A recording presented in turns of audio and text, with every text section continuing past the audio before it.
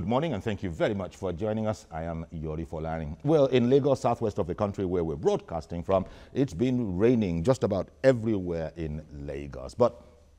So it's been raining. It's nothing to touch Hurricane Irma over in the U.S. And I guess our hearts go out to the residents of, the American people and the residents of Florida, seeing those winds reaching, 45 miles an hour, which is something around 100 kilometers. That's what we deal with here. So our hearts go out to them. As I said, difference between what we are experiencing, just a little inconvenience, maybe traffic jams and all of that, it certainly has, decimated, a whole state. Now, apart from that, you might have this morning, if you were watching BBC, World Service Television, then you might have caught the Hard Talk interview with Steve Saka and former President Olusegun Obasanjo. That was a brutal interview. Journalistic, but classic brutal. Interesting. President Obasanjo and Steve Saka are sort of, if you can call it that, old friends, if not adversaries.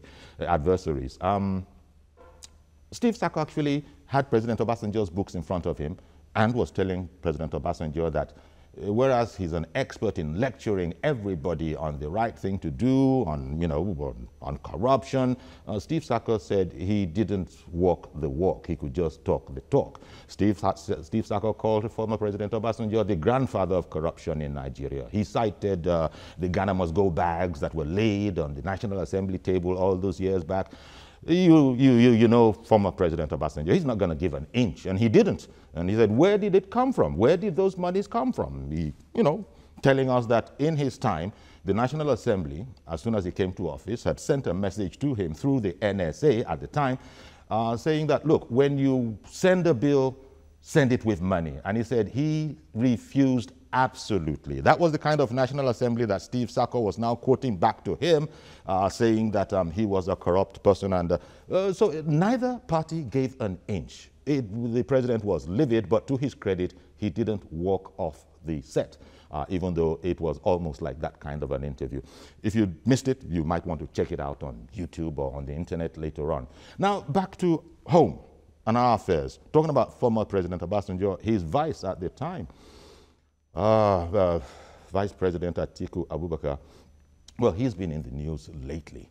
And so we're asking, turbulence in President Muhammadu Buhari's cabinet, and this is coming from the fact that one of his ministers, Al-Hassan, the Madam Minister, actually shocked political watchers, I think, last week when being in this cabinet of President Muhammadu Buhari was declaring her loyalty for former Vice President Atiku Abubakar.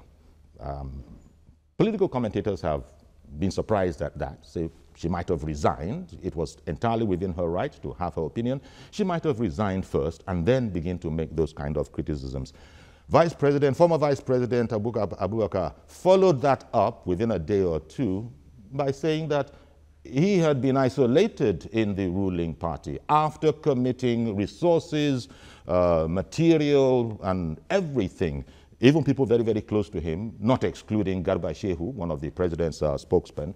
And because at the time he had said that, look, I'm just going to give you everything that I've got, the most qualitative thing that I've got. I want to see you succeed. But now he's complaining that he's been isolated. That's the background. And gentlemen, Yemi Makpadeono is in the house.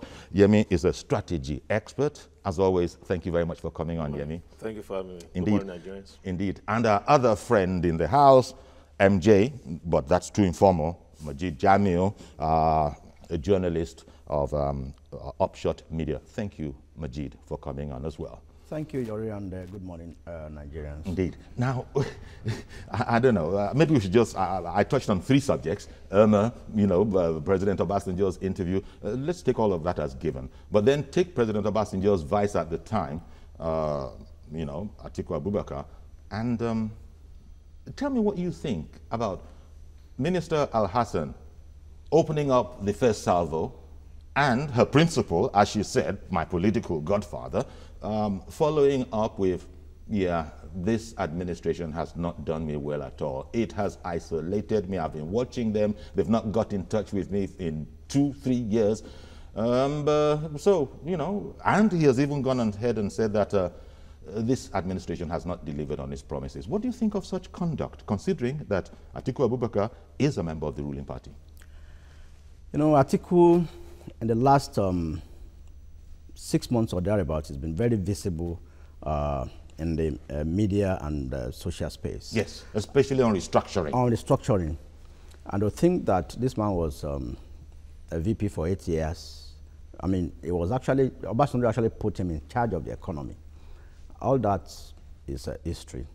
But I think he should be mindful of his conduct, bearing in mind that no matter how smart you are, it is Nigerians who will decide who the next president will be. And all his schemings, I mean, Atiku, is very obvious that he has his eyes on PMB's job come 2019. And okay, one moment, please, because you're going to come back to him. He called it schemings. Is this scheming? I mean, you're the strategy expert. Is it scheming or is this politics? Without in any way or shape or form commenting or judging Majid's utterance, scheming or politics? Some people say it's not for the faint-hearted. Scheming, politics, someone once said it's a matter of semantics. Politicking. But with a great deal of scheming.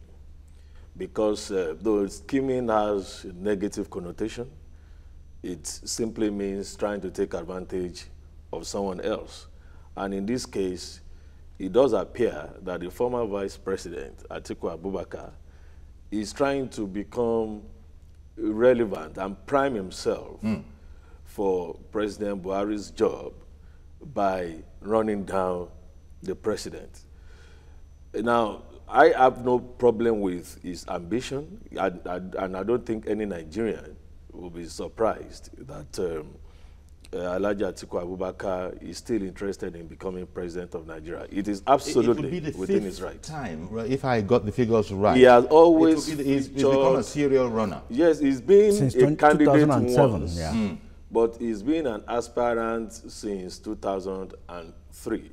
Well, 2003 he had to be, appealed to, and then he capitulated and allowed, the president then to run for a second term on the platform of the PDP then. So, and then the way and manner has been crisscrossing political parties is essentially fueled by his ambition. But like I said, ambition is not something that you want to deride. Everyone is entitled, to have a vision. It does appear to me that there is something that he thinks he can offer to Nigeria, and possibly that is why he's trying to aspire for all the altruistic reasons. At this particular time, I'm going to come back to you, Yemi. MJ, coming back to you, former Vice President Atiku Abubakar could hardly have chosen a worse time to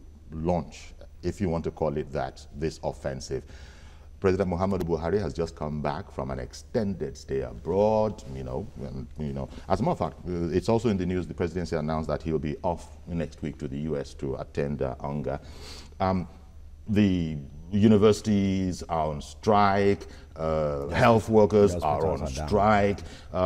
Considering that Atiku Abubakar said at the beginning that he would do everything, as did Asiwaju Bola Ahmed Tinubu, these are the real top notchers in the party. We do everything to make sure that this administration succeeds. Now, looking at this climate that we have, now throwing this particular spanner in the works, and as Yemi was saying, he might think that he has something to offer that is better than the way it is being handled now. The president is just back. He's finding his feet, so to say. The health workers are on strike. Universities are on strike. Now you throw this in and say that, as a matter of fact, even the whole corruption war gone, nothing is really going on. The battle for 2019, it's gathering momentum. And if you recall, where his main ally, main fan, they call her Mama Taraba, the Minister for Women Affairs, Al-Hassan. I mean, she had that interview with the BBC where she said the president, PMB, has not told her that he would contest in 2019. I don't know who she thinks she is, that the president needs her consent to contest, or that the president will not go and consult her to tell her whether he will run or not. So, and he now said, even if the president tells her that he would run, I mean, as PMB, that he will run for 2019, she will back Atiku Abubakar. I mean, there must have been something, but then Yoruba has an adage for such behaviors, whether positive or negative. It depends on how you take it. First, Yoruba will say a smart kid is not afraid of any adversary. I mean, as in, for what she has said, a lot of people see her as being very brave and outspoken. But that bravery would only come to pass when she can see Atiku as president in 2019. Indeed. And Yoruba, again, will say it is a stubborn fly that follows the corpse to the grave. So if Atiku loses, or if he fails to get the ticket in 2019, and that will mean the end to her political career, then it means she's the stubborn fly that has followed the corpse to the grave. Even Vice President Oshibajo, the sitting Vice President, there was an effort to drag him into the fray. Suddenly posters began to emerge, or whatever, communication began to emerge, that especially on the internet, on social media, that he was the man for the job. But watch this, the people who were behind it were actually saying there that Vice President Oshibajo doesn't know anything about us, does not endorse us, has never heard of us, but we ourselves know that he's the guy for the job. Of course, the Vice President's office has said that. I have nothing, through a spokesman in that office, saying that nothing whatsoever to do with this. They should be ignored. It just goes to show you how complicated and complex this is getting. Is that same whole 2019 drive, you think? Well, I think it shouldn't be totally unexpected. What is playing out, surely, underscores the fact that the race for 2019 has effectively begun. It's a bit earlier than expected, isn't it? Well, it's 2 years to the next election, less than 2 years to the next election. And so a lot of people had expected that before the end of 2017, we'll begin to see some high-wired politicking. Now, in terms of the timing of former Vice President Atiku's onslaught, shall we say? Let's call it onslaught. Yeah.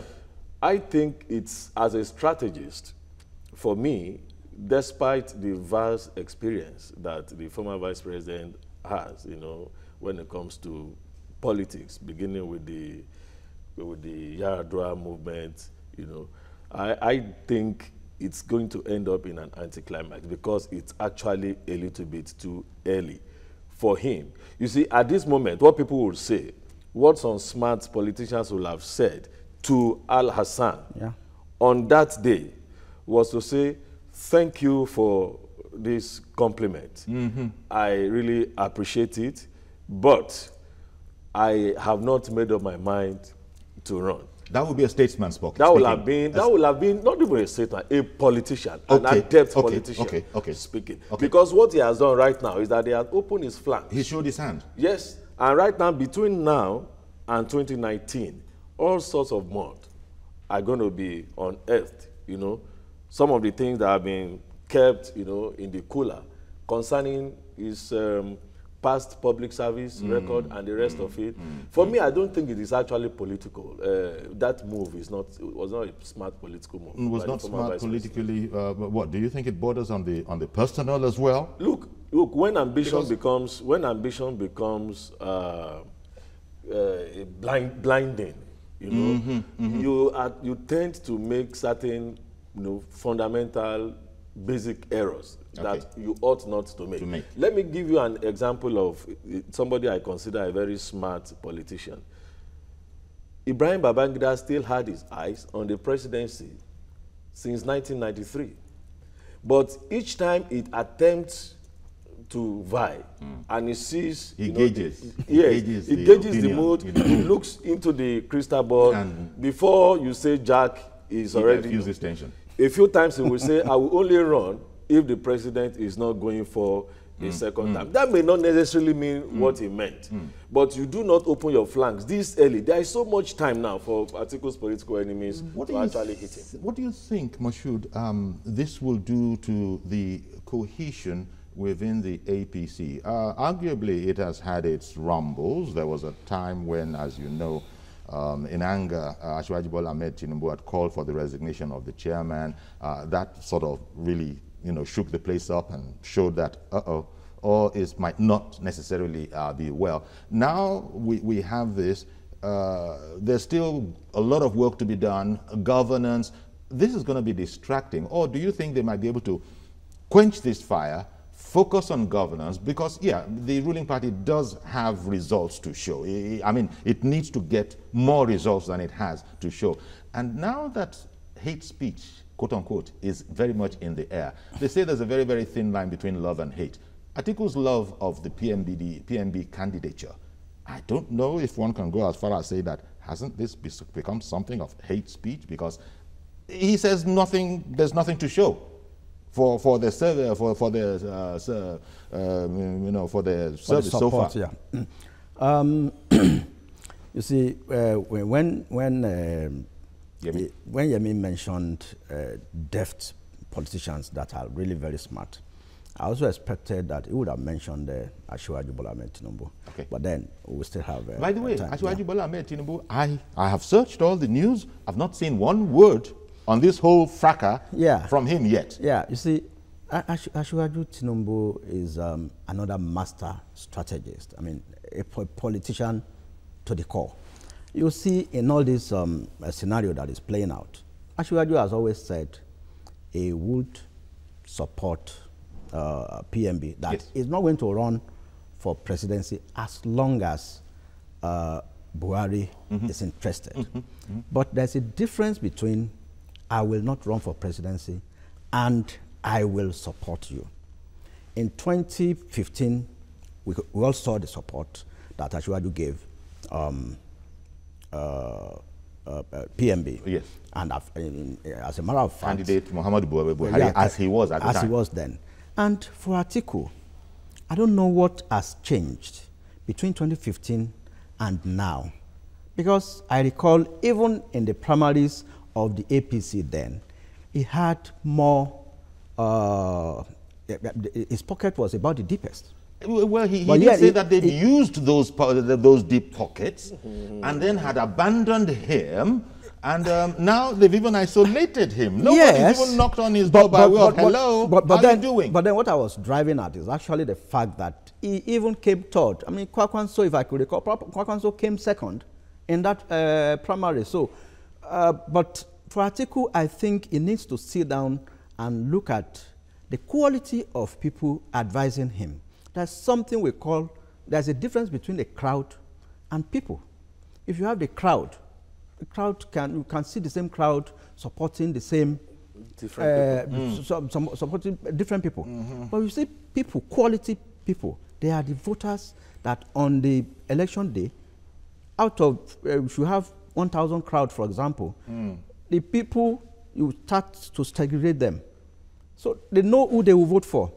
So you don't judge your popularity by the crowd. They say a day is a lifetime in politics. Yeah. That you just got to be very, very careful. So we're starting early days now.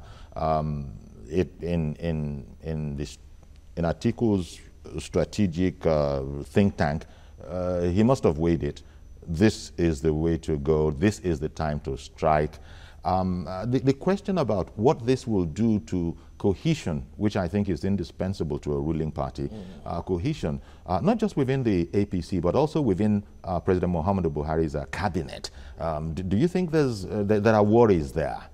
Because these forces, people are loyal to this, people are not loyal. Because we know that this particular administration, we've joked in the past that it doesn't need an opposition. It actually provides that for itself. Well, as it is, obviously, it's not just a storm in a teacup. And I think even the APC is not treating it as a storm in a teacup. Because if media reports are anything to go by, the National Working Committee of the party should be meeting today. And top on the agenda will be Alasan's comment and Atiku's reaction. By the way, should Al-Hassan be fired, or that might not be a political savvy move to make?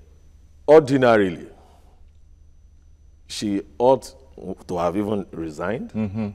But since she has refused to resign, if I were in a position to advise the president, I would say don't fire her. Okay. And I will tell you the reason why I will advise the president not to fire her. When you fire her, you are giving her total freedom to go ahead with whatever, no matter whatever it is worth, no matter the kind of weight you want to attach to it. But she's indicated that she doesn't need that much freedom to do what she wants to do. No, you keep her in. Okay. When you keep her in, you're already putting her... Keep your friends close and keep your enemies closer, right? Yes. Would you agree with that? No, I disagree with that. Okay. I think she should be fired because there is something we call disloyalty. Your loyalty is to the to the Federal Republic of Nigeria and to the person who appointed you. Fine, you. Because they took an oath. Of we course. saw them. We saw them on television. You are they took an oath of loyalty. Of course, you are sponsored by. But somebody is going to come up and say loyalty to who or to what? Yeah, to the Federal Republic of Nigeria. But then, she's already telling us that she's been distracted. Because if she's saying that our loyalty now is even not to Nigeria, but rather to Atiku, who she calls a political leader. Yeah, you know what is surprising to me? Atiku didn't really need her to say what he has now said. That she chose to be the advanced party. And you see, that's the difference between Atiku and the Vice President Oshibajo. His office immediately came and debunked, distanced itself from those calling for him to run because of what he did between January and now, while the president was away. But Atiku has kept quiet, which means he enjoys what Al-Hassan said.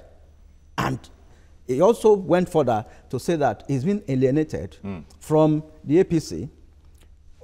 So why? What does he expect Asiwaju to say? Yeah, because I was going to go there. I was going to go there that Asiwaju Bola Ahmed Tinubu has not spoken yet. Yeah. Do you think he's gonna? Because when you look at recent times, he's been reticent. So he's kept people wondering, guessing. Even though the last communication that people have, I would guess, is that Buhari has Tinubu's unalloyed support. Nothing has changed. He hasn't said anything that would change that. But on this incident, he hasn't said anything. Is it early days, or do you think he's going to maintain that silence? You know, there is a difference between builders and hirelings. Now, Asiwaju Tinubu can be credited with the establishment or the formation and the consolidation of APC. And so he is not likely to do anything that will compromise the future of that party or the chances of the party. Electoral successes of the party. And so he will approach everything with the mindset of a builder, a leader, a father, somebody who will not want to wash dirty linen in public, even though he did it once and he had, in a way, retracted, based on some of the things that he did after that Ondo primary fallout. Yeah.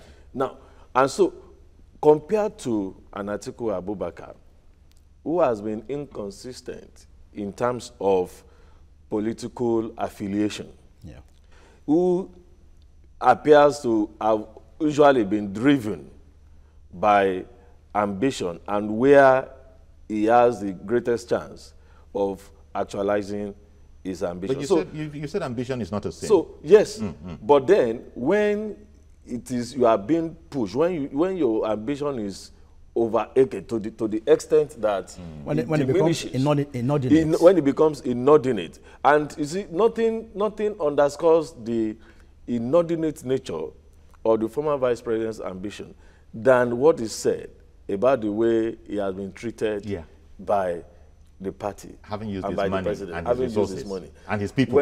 But when people are now casting their minds back, and they are saying that he was not even visible during that election.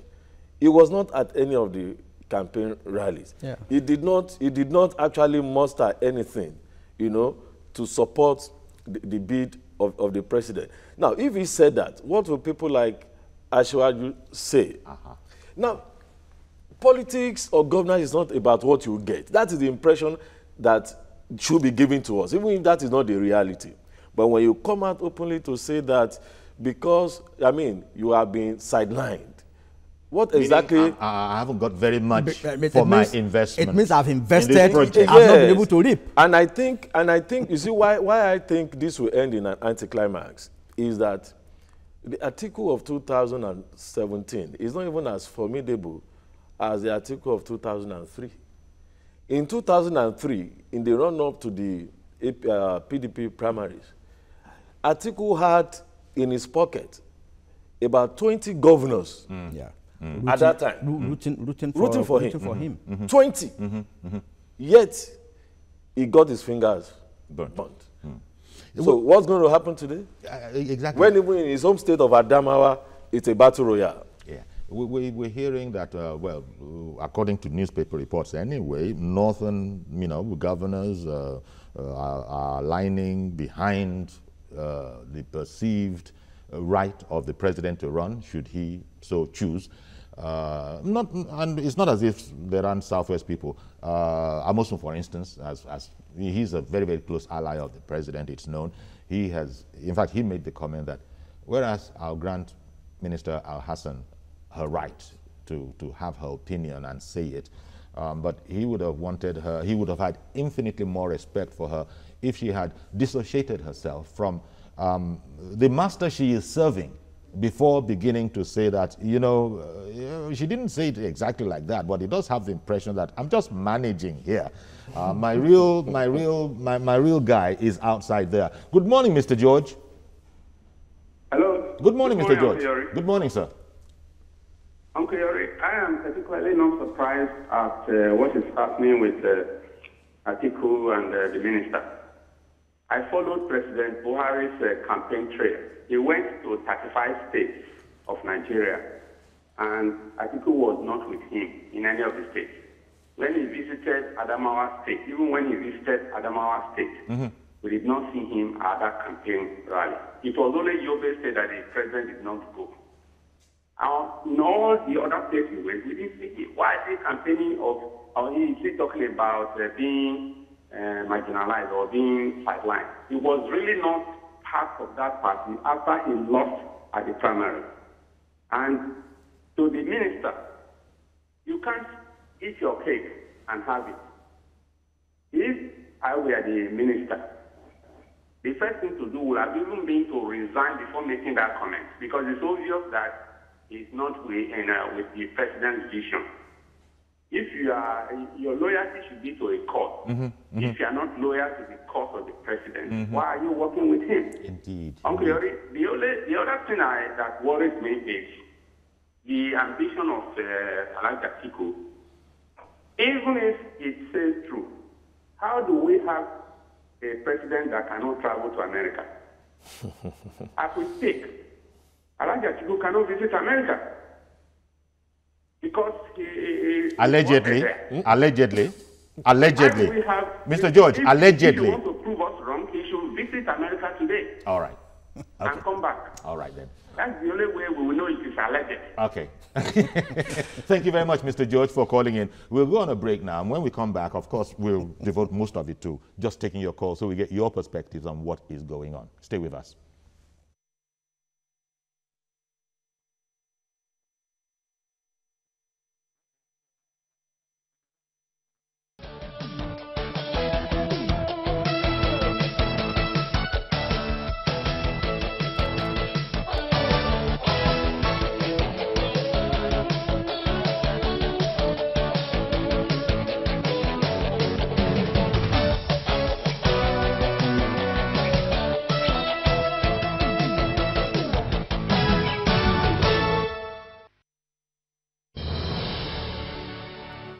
Welcome back.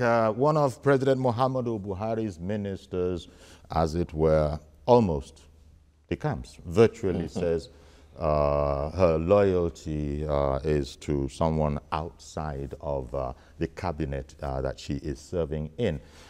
And indeed, she was referring to former Vice President Atiku Abubakar, who has since taken up the gauntlet himself and has alleged that he's been sidelined and he's not very pleased about that. We don't know exactly what, no, isolated was the word, not sidelined. Isolated was the word, and I think explanation of it was that nobody had bothered to check up on him as to how you doing. Has he checked on them too? How you doing? Nobody from this administration. So he's been watching them, and now is the time to say what he had in mind, which is that this administration, according to member of the ruling party and former Vice President Atiku Abubakar, has not really delivered on their promises. Keep those calls coming. This is something our strategists in the House, Majid Jamil and Yemi Makwadiro, have said that there's a sense in which you can't really say it's they're surprised. And we've been looking at what the president's reaction should be and how much of a distraction this will be, because there's so much work to be done. We've talked about the timing. Atiku Abubakar cannot be unaware of the timing of what he's doing. There are so many problems in the country. You'd have expected all APC hands to pull in the same direction, but then it is what it is. We have this situation on our hands. The president is getting scant support, it would appear to me, from the likes of former Vice President Atiku Abubakar. It comes with the territory, right? That's politics for you. You have to be prepared for everything. For me, I don't think the president should lose sleep. Because even from the beginning of this administration, it's difficult to really place a finger on any worthy contribution of the former vice president to the administration. So it is only when somebody has been an integral part of your team and then it creates a gap that you actually get worried. But from day one, Alhaji Atiku Abubakar thinks of himself very, very highly on paper. Unfortunately, and I think, you see, in politics, most politicians really, are self-conceited. There is no doubt about that. Okay, let me take Yakub, who's calling in. Good morning, Mr. Yakub. Yeah, good morning, Chief. Thank you for calling in. Good morning to the panelists. Chief Yori, to me, I'm not surprised at all, as the first caller, Mr. George, rightly said earlier. The fourth, Aisha, in person of the president's wife, I've already said that there are some people in the cabinet of the government that they are not with them when they are even go from one state to another to campaign, but then they take the position of being say some certain thing in the cabinet. This is the type of the people that she's talking about then. Then, when we are talking about the Atiku Abubakar, Chief Justice, do you know the Atiku Abubakar image in politics is already down, so to say. Reason being that, assuming that he still remains in the PDP since the session of Obasanjo when Obasanjo left the power, I think he has the opportunity in that party. But it's already lose it all. I've been saying that the Aisha Al-Azan. See, if you want to know the history of this woman, I'm always following 3 programs in this station. First is Your View, the second one is this morning, the last one is Journalist Hangout. If you listen to Babajide Otitoloju, you will know the history of this very particular woman. Meanwhile, the one of your guests there, Mr. Jami, always is a cool speaker in that program. You know what I'm saying? Okay. The Babajide Otitoloju already said it. One of the programs said that there's a time Aisha Al-Azan went to PDP house in Abuja after the declaration of the court that McAlvey is the PDP chairman. He went there and then along with that, do you know that this Aisha Al-Azan is already in another political party where he's a minister in everything. Okay, all right then. Thank you very much. Appreciate your call. Quoting reports from reporters on other programs on the station. Thank you very much. But that's as you said, in terms of the source of what you just said, reporters, their perspectives on this whole matter. What we're looking at now is an actuality. Whereas we might not have been privy to that, this one, you don't need a reporter. She said it. We heard it ourselves on BBC. And we've also read that former Vice President Atiku Abubakar is not distancing himself. In fact, he's adding fuel to it. Now, all of this can only be because he's interested. He has been referred to as not wanting to be disparaging or anything like that, a serial runner. Not that there's been very, very much traction, but nevertheless, a serial running. He rates his chances very high. I wonder the extent to which that coincides with the impressions of the electorate. Clearly, Atiku Abubakar thinks that he's in very great shape. Ola is calling in from Abuja. Good morning, sir. Mr. Ola in Abuja. Good morning, sir. I think the network... Hello, good morning, Uncle Yari. Good morning, sir. Go ahead now. Yes, thank you very much. And my greetings to your guest in the studio. Sure. You know, Uncle Yari, hello? Hello, sir? Hello? Hello, sir? We can hear you, but there's a delay. There's a delay. So don't worry. Okay. Yes, you know, all these, all these only points to one thing. You know, it goes a long way to accentuate the fact that, you know, just like people said in the time past, APC is just an assembly of straight bedfellows. You know, the people say this is that, you know, a lot of people actually can't afford to.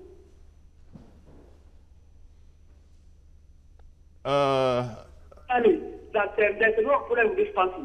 And look at the problem that started with the election of the senior president, down to budget pageant and all of things. And now we're talking about a minister in the cabinet, you know, rising up against his own president.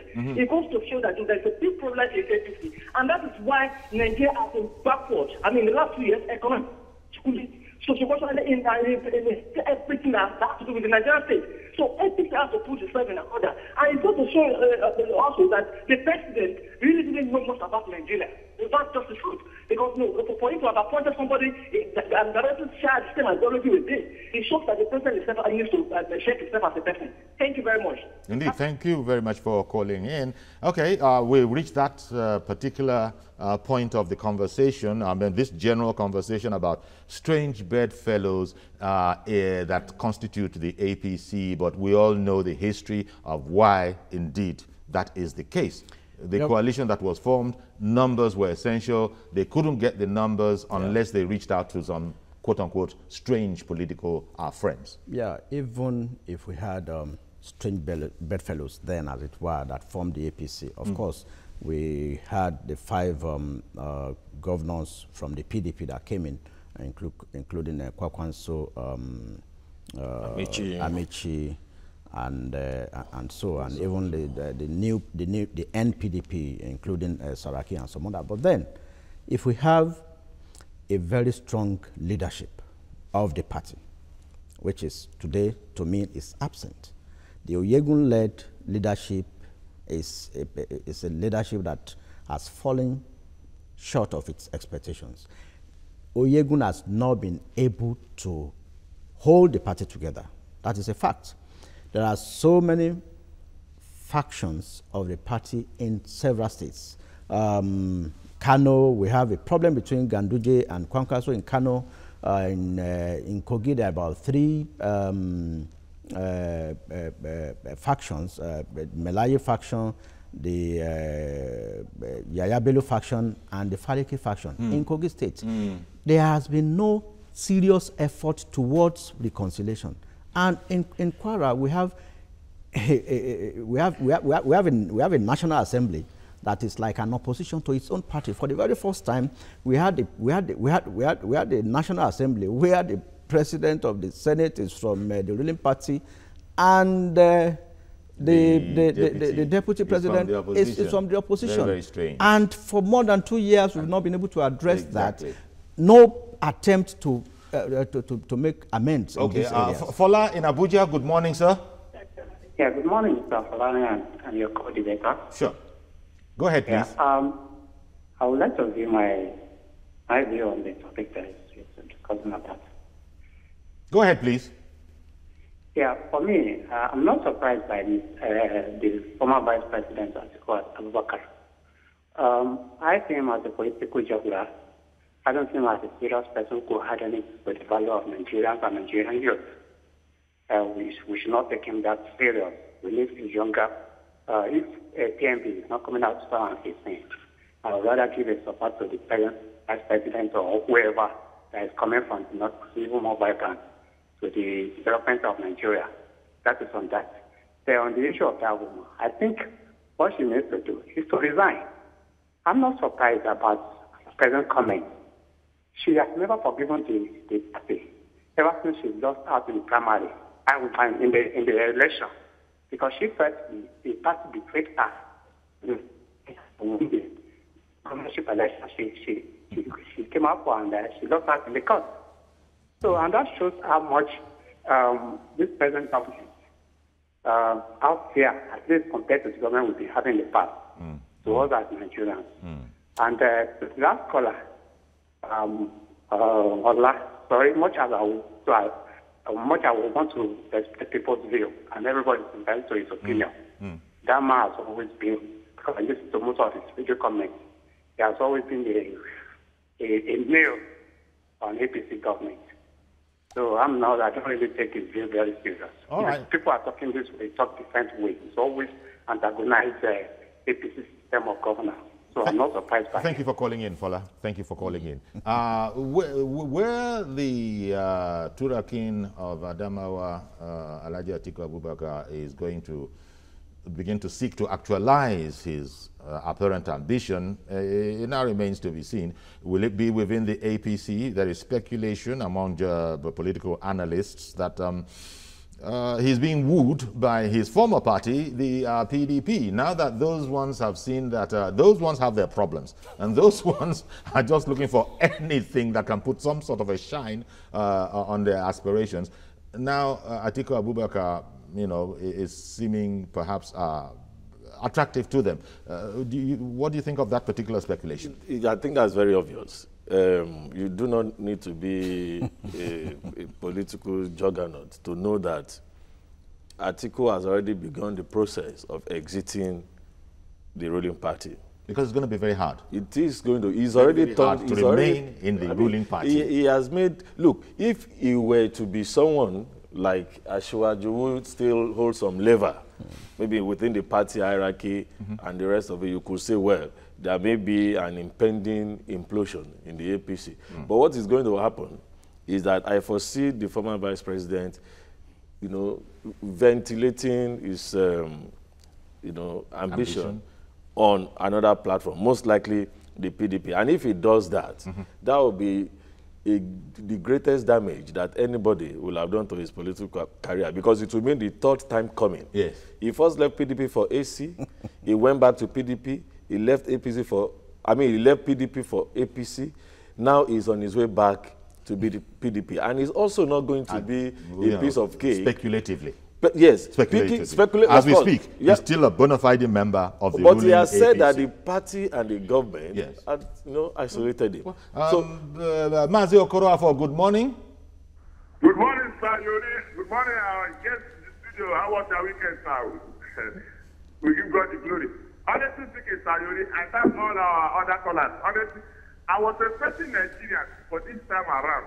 Now, Nigerian government, I was expecting Nigerians to be talking about what should the government do after coming up with on what to do for Nigerians to have what we call the goodness or the dividends of democracy. That is what we should also talk about 2019. We have seen, thank God, before you started this program, you raised an issue about the BBC the story that just happened, which you saw. Now, that was notwithstanding. You thought they are talking about 9/11 today. That was notwithstanding. You have seen what the hurricane is doing now in the United States. Did America plan for something? They didn't plan for nothing. But the fact is, natural disasters. That is Nigeria will be talking about. How do we handle all this fraud going on in Nigeria? That's what we're talking about. How do we handle all this we have been hearing? We are talking about 2019, which nobody knows what will happen by 2019. I don't know our own prediction. You have seen AFI is on strike. Doctors are on strike. Nobody talking about that one. Now, every day in Nigeria, when we talk about major issues, you see another story coming to to blindfold the next action that's supposed to be going on. Honestly speaking, Mr. Yogi, please take the authority on side. Let us face the reality, what is going on now. 1, ASU, 2, doctors, 3, fraud. How do we prevent them? Thank you very much. Have a pleasure. I also sympathize with American on this 9/11. Thank you very much. Have a pleasant day in Lagos. Thank you very much, Mazi Okoroafo. No doubt the president must have learned a lot since his earlier days, very, very early days of I can work with anybody. The president now probably is looking at it differently. But what are the options open to the president? You've said, on the one hand, following the dictum of keep your friends close and your enemies closer, that you wouldn't fire Al-Hassan, by the way. But beyond Al-Hassan, who maybe was just a messenger, if you want, of the greater message of Atiku Abubakar, the allegations that were made, for instance, I spoke about Lai Mohammed, the Minister of Information, has been speaking to us about hate speech in the country generally. So it's a bit surprising when you now have such high-ranking people poo-pooing, minimizing the efforts that the administration is putting forward. Nobody is saying that they've made leaps and bounds, but they are saying that there's been appreciable progress that has been underreported and in some instances completely ignored, and now you get this on top of it. Do you trust Nigerians to for us to be discerning and somehow be able to cut through the political obscurity, I mean, all the obscurity that is going on here, and see what is the truth and how do we think, how do we make our decisions? Honestly, the way this scenario is playing out. One moment, sir. Let me take Ishak from Jos, and then I'll come straight back to you. Good morning, Ishak in Jos. Good morning. Good morning, Uncle Yori. Good morning, sir. Good morning to your guest. I'm Ishak Imam. Sorry, I just joined the conversation. But however, I understand it has to do with Aisha support for Atiku. And more importantly, former Vice President Atiku Abubakar, you've been reading the papers, and he's saying that virtually he has no confidence in this administration. He has no confidence in the PMB administration, alleging that it hasn't delivered on its campaign promises, apart from saying that nobody has looked him up since PMB swept to power with his considerable support. Okay. Well, on former Vice President Atiku comment on Buhari administration, he has the constitutional right to comment. He's left for Nigerians to judge whether Mr. President has performed or not. I think, personal view, I think Mr. President has performed in the area of fighting corruption, even though we're yet to see more convictions. Well, I believe he's too heavy in 2 years to judge administration of 4 years' time. But however, I think there's more room for improvement. On Mrs. Aisha comment, Al-Hassan. Minister Al-Hassan, yes. Yes, she can, as a citizen, she has the right to declare support for whomever she feels that. I'm not surprised, knowing APC is an amalgamation of several interests.